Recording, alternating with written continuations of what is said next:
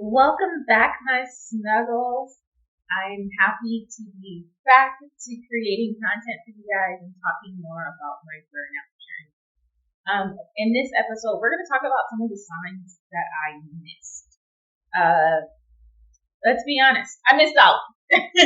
When I was going through frequent burnout, I was being harsh on myself, thinking that I just was inconsistent, I was motivated, I didn't have the oomph to get through. But there's real evident signs that I had something deeper going on. I just didn't know to be on the lookout for it or how to recognize it. So one of those things was cynicism. Cynicism is a very common symptom of burnout, and that is basically you don't like anything, you're very skeptical of everyone. You're just not a great time to be around. That is exactly where I was. I thought everybody had it out for me. I thought that the world was coming to an end and the sky was falling and all of the horrible things were happening, and I just couldn't find joy in much. Another sign that I ignored was losing interest for things, and that kind of falls into that cynicism. But like, I wasn't creating art, crafting like I would like. I stopped watching dramas. I stopped listening to K-pop. And these are things that, like, if anybody were to talk to you about, like, what are my core likes, those are it. Anime, like, all of it. I just really fell out of every last bit of it. And I started seeking out things that were more negative in nature. I watched a lot of reality TV during the darkest part of my burnout journey. Not saying that reality TV watching is a symptom of burnout, but for me, that was out of the yeah, so really losing that interest in things and like just thinking about how much time it would take to pull out my supplies and being exhausted by the thought of it so that I didn't do much. I know that there was a point in time during what I would call my breaking point that I completely ignored, where for probably a month I just ordered pizza on a regular basis and didn't even like put the pizza in the fridge. This is very disgusting. But like it was just me laying in my bed with a box of pizza. And that was just me for a month. And then like I wake up, I eat the pizza, I head out the door, do what I need to do.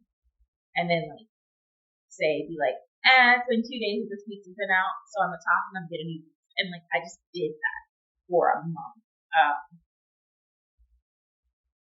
And the only thing that kept me going at all was this sense that other people depend on me and I can't let them down, but I was completely letting myself down. Yeah, it was a dark time. I was not taking care of my physical or mental health. I was shoving my emotions in the corner and yelling at them for even daring to rear their head. And it was all because I was so burnt out. It was, if it's not efficient, I don't have time for it. I don't want to deal with it. And yeah, that's pretty much it. My whole mindset was, we don't have time for this. I have so many things to do and I can't get them all done. And instead of sitting here and being very upset about that, I'm going to keep pushing myself to try to get them done, but I'm just cracking further and further and further. And I felt like a robot. Every aspect of me that was human had disappeared. These are all things that I was placing blame on other people. If you guys did enough of the work, I wouldn't have to do this.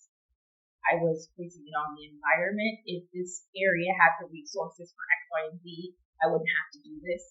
I was blaming everything except for my own patterns and expectations of myself. And there is aspects of burnout that purely comes from your environment.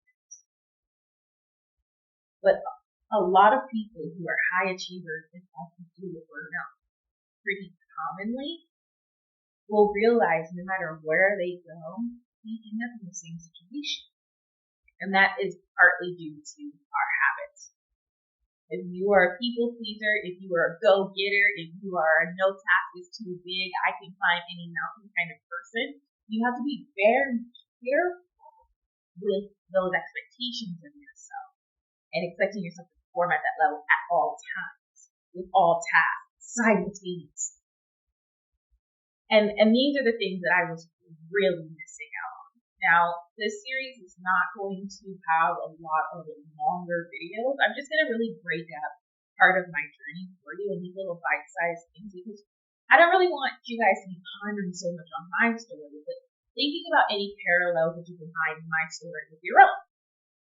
Let me know in the comments if anything resonates with you.